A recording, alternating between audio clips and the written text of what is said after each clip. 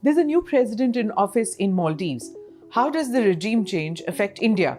Will it impact on India's neighborhood first policy? Does a man in charge, whose campaign slogan was India Out and is clearly pro-China, impact upon security for India in the Indian Ocean region? This is Quick Take, your quick guide. I am Smita Prakash.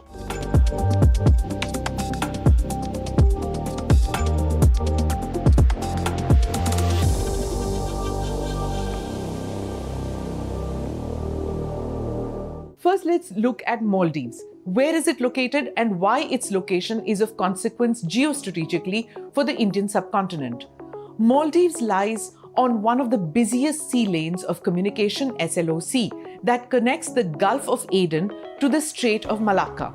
A sizable quantity of natural gas and gas exports from West Asia moves towards Southeast and East Asia through these lanes, and export of finished products goes to the West Asia from sea lanes.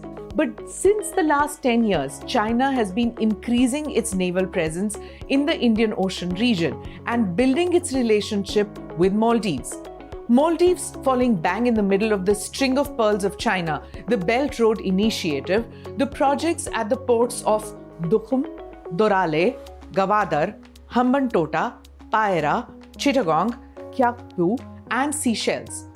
Maldives now owes China anywhere between $1.5 billion and $3.5 billion, with its debt standing at 31% of its gross national income in 2022.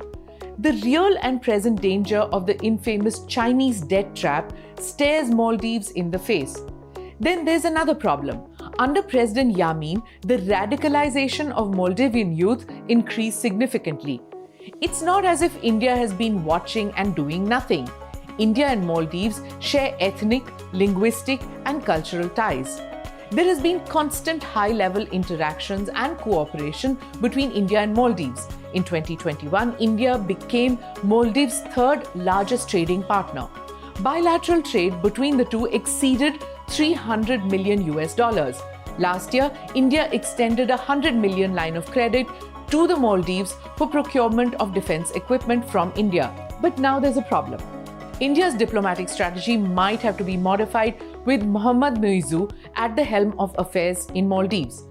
Mohamed Muizzu was mentored by the former president of Maldives, Abdullah Yamin, the very same Yamin who was the architect of the India Out campaign in 2021.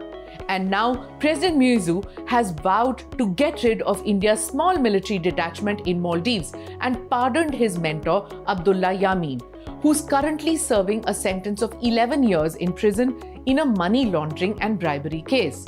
The new Maldivian president is a staunch China supporter and has promised to increase China's presence in the infrastructural development of Maldives. Maldivian foreign policy is set to make strategic changes. India will have to take that into account. But then it isn't going to be easy for the new Maldivian president to ignore or shut out India.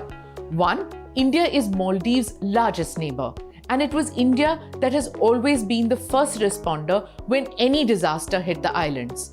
Maldives was the first country India gifted COVID vaccines within 4 days of rollout in India. India delivered over 3 lakh doses. India recently extended financial assistance of $100 million, and that assistance without any strings attached. India has spent billions improving infrastructure in Maldives. India Out could spell disaster to Maldives. Maldives, being a large ocean state, has porous borders. India is developing a key naval facility in Maldives and training Maldivian personnel for its security capacity. Collaboration on all these projects now stands in jeopardy with the new dispensation, which clearly wants to scale down security partnership with India. Maldives could well be increasing its defense cooperation with the PLA in the weeks to come. There are ripples now in the waters of the Indian Ocean region. This was Quick Take. Jai Hind.